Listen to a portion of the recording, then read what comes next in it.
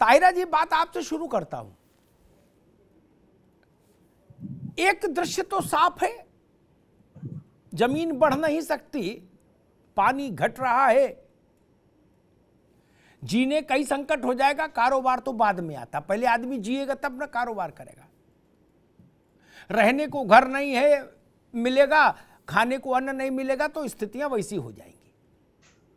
दूसरा एक पक्ष और भी, जिसकी ओर आज मुख्यमंत्री योगी आदित्यनाथ ने इशारा किया कि जनसंख्या नियंत्रण को लेकर जितने भी अभियान चलें, जो भी परिस्थितियां बने, जो भी मुहिम चले या जो भी कानून बने, वो सारे धर्मों को उसमें उन सबकी समान सहभागिता होनी चाहिए, अन्यथा एक दूसरे किस्म की समस्या पैदा हो जाती है और उससे फिर अराजकता की स्थिति पैदा होती है। भारत के कई राज्यों में परिस्थिति आई,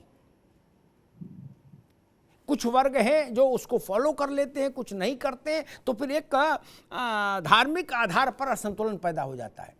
ताहिरा जी, ये एक नया डायमेंशन है, एक नई बात है, इसको भी इसमें ध्यान में रखना होगा। देखिए अमिताभ जी, बहुत इम्पोर्टेंट इश्यू है और आज वर्ल्ड पॉपुलेशन डे है। पूरी दुनिया बढ़ती हुई आबादी से परेशान है। 8 बिलियन पॉपुलेशन वर्ल्ड की है। इसको कह रहे हैं कि सिर्फ ये आंकड़ों में देखने की नहीं है, उन 8 बिलियन लोगों के लिए सम्मानजनक जिंदगी, उनके सर पे छत हो, बेटर लाइवलीहुड हो उनका, ये तमाम चीजें हैं। तो संसाधन तो सीमित है ना। पानी जो है सब 2025 तक आते आते कह रहे हैं कि पानी की क्राइसिस और बढ़ेगी, लोगों को पानी नहीं मिलेगा, किसान अपनी फसल कैसे उपजाएगा, कैसे अन्न मिलेगा, नौकरियां कहाँ इतने लोगों को दी जाएंगी, कैसे। और ये जो पेड़ सब कट रहे हैं, पहाड़ नदियां सब जो तबाह हो रही है, ये सिर्फ ये कोई प्रोग्रेस, ये कोई डेवलपमेंट नहीं है। इसका सीधा असर आ रहा है इंसान पे कि आपके सांस की बीमारियां हो रही है, हार्ट की बीमारी हो रही है। बच्चे, माए जो प्रेग्नेंट है, जो ऐसे समय में बाहर निकलती हैं, तो जो ये व्हीकल्स के धुएं हैं वो बच्चों को प्रॉब्लम कर रहा है, जो माँ के कोख में पल रहा है। तो आप सोचिए, बहुत अहम इश्यू है और इस पे सोचना चाहिए। अब वो सब धर्म के लोग तैयार होंगे कि नहीं होंगे। अभी अन्नपूर्णा जी बैठी है, इन्होंने तो अभी शायद उसमें कहा, मैंने अमर उजाला में पढ़ा कि 5 बच्चों की बात कही है। तो अब ये तैयार हो ना हो, देश के लिए सोचना होगा कि देश के संसाधन कम हो रहे हैं, श्रिंक हो रहे हैं। आएंगे ताहिरा जी, दोबारा में आएंगे फिर आपके पास। एक बार सारे मेहमानों को ले आओ, फिर आता हूं आपके पास। डॉक्टर अन्नपूर्णा भारती जी, मुश्किल ये है जो 10 बच्चों का अच्छा लालन पालन भरण पोषण कर सकने में समर्थ हैं, उनके एक, और जो एक का लालन पालन करने में सक्षम नहीं, उनके 10। मैंने तो सरल रूप से एक सूत्र ये समझा, जनसंख्या नियंत्रण में सारा खेल इसी में बिगड़ जाता है, सारा मामला इसी में ध्वस्त हो जाता है। बिल्कुल ठीक, बिल्कुल ठीक। जब तक हम इसको नहीं सुधारेंगे, जिसके पास एक बच्चा पालने का संसाधन नहीं, उसने कहा कि भाई ठीक है, फुलवारी फूल रही है, 10, 20, 25, 30 जो हो जाए सब ठीक है। जी। जिनके जब मतलब अब नाम यहां लेना ठीक नहीं, ऐसे ऐसे लोग हैं देश के बड़े गणमान्य लोग, जिन पास इतने संसाधन है कि वो जाने कितने पाल लेते बच्चे और अच्छे ढंग से। उनके एक है, 2 है, वो या एक भी नहीं। इसका क्या कैसे संतुलन करेंगे अन्नपूर्णा जी?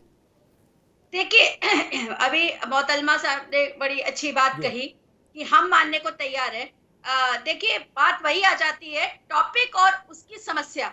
टॉपिक हम सबको पता है, समस्या हम सबको पता है, लेकिन समाधान की ओर जब हम बढ़ते हैं तो हम सबको ही इंटेलेक्चुअली सोचना पड़ेगा, है ना। और इंटेलेक्चुअली सोचने के लिए बड़ी अच्छी बात आपने कही कि जो लोग सक्षम है वो एक बच्चे पैदा कर रहे हैं, और जो लोग जितने क्षमता विहीन है, जितने साधन विहीन है, उनके सुअरों की तरह बहुत सारे बच्चे पैदा कर रहे हैं, वो आतंकवाद में भी जा रहे हैं। उन्होंने छुट्टा छोड़ रखा है, मतलब दे आर लीस्ट बॉदर्ड कि what respectful life they can give to their children.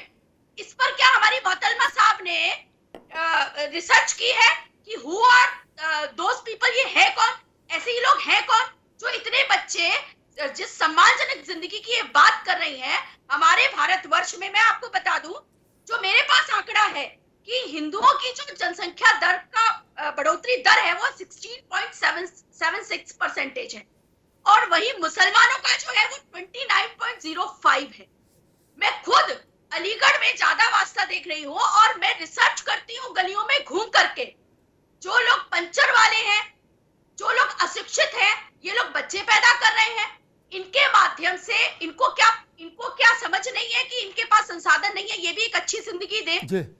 वो कौन सा ऐसा तबका है, वो कौन सा ऐसा समुदाय है जो ये मानने को तैयार ही नहीं है कि उनका योगदान देश की समृद्धि में अति आवश्यक है, और देश में बनाए जाने वाले जनसंख्या कानून को उन्हें अपनाना चाहिए। जनसंख्या तो छोड़ दीजिए साहब, एनआरसी आती है तो वो मजहबी रंग दे देते हैं, ठीक है। अभी कोरोना की वैक्सीन आई तो उन्होंने मजहबी रंग दे दिया, पोलियो की ड्रॉप्स आई तो उन्होंने मजहबी रंग दे दिया कि साहब हमारे धार्मिक उसमें ये चीज अलाउड नहीं है। What the hell is going on? So this we have to see that which community and which type of people they are not considering. ठीक, This is a ठीक है। डॉक्टर भारती, मैं आऊंगा, दोबारा मैं आऊंगा आपके पास, दोबारा मैं आता हूं। मैं बाकी मेहमानों को भी बहस मिले। यूसुफ अंसारी साहब, वही सवाल घूम फिर के आता है। माता पिता के पास जितनी बौद्धिक क्षमता होगी, संतान में उतनी बौद्धिक क्षमता तुलनात्मक रूप से ज्यादा होने की संभावना रहेगी। माता पिता के पास जितने ज्यादा संसाधन होंगे, संतान को अच्छी शिक्षा दीक्षा, लालन पालन पोषण मिलेगा। यहां इसका उल्टा हो रहा है। बंगाल में जाकर देखिए, जिनके पास खाने की व्यवस्था नहीं, उनके अनगिनत हैं। नंबर से याद रखो।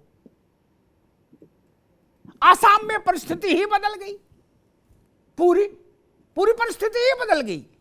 शीर्षासन हो गया आसाम का, जिसकी ओर आज योगी आदित्यनाथ ने इशारा किया कि इससे अराजकता की स्थिति पैदा होती है। माने तो सब माने, और सख्ती के साथ सब माने। यूसुफ अंसारी, नहीं, बात बिल्कुल सही है। कानून सबके लिए बराबर होना चाहिए, नीति सबके लिए बराबर होनी चाहिए। लेकिन मुझे ऐसा लगता है कि जनसंख्या विस्फोट जैसी जो बात कही जा रही है बार बार, वो जनसंख्या के जो आंकड़े हैं वो उस दावे को सपोर्ट नहीं करते हैं। हमारे देश की जनसंख्या नीति की यूएनओ तक में तारीफ हुई है, और जनसंख्या की जो बढ़ोतरी दर है वो 2.1 पर तक पहुंच गई है, जिसे ये माना जाता है कि साहब ये जनसंख्या स्थिरता की ओर इशारा है। अन्नपूर्णा जी को मैंने भी सुना, उन्होंने साहब आरोप लगाए समुदाय विशेष पे बहुत ज्यादा होती है। तो सरकारी आंकड़े ये बताते हैं कि पिछले 3-4 दशकों में मुस्लिम समुदाय में प्रजनन दर सबसे ज्यादा घटी है। ये अलग बात है कि सबसे ज्यादा कम होने के बावजूद अभी भी वो देश में सबसे ज्यादा है, लेकिन जो हिंदू और मुस्लिम समुदाय के बीच का जो फर्क था प्रजनन दर का, वो काफी कम हो गया है। एक जमाने में ये जो फर्क था, ये इस तरह से आप समझ सकते हैं कि अगर हिंदू औरत 2 बच्चे पैदा करती थी तो मुस्लिम औरत औसतन 3 बच्चे पैदा करती थी। लेकिन अब ये जो 1.1 का बढ़ोतरी यानी डिफरेंस था, अब वो डिफरेंस घट के जो है 0.3% रह गया है।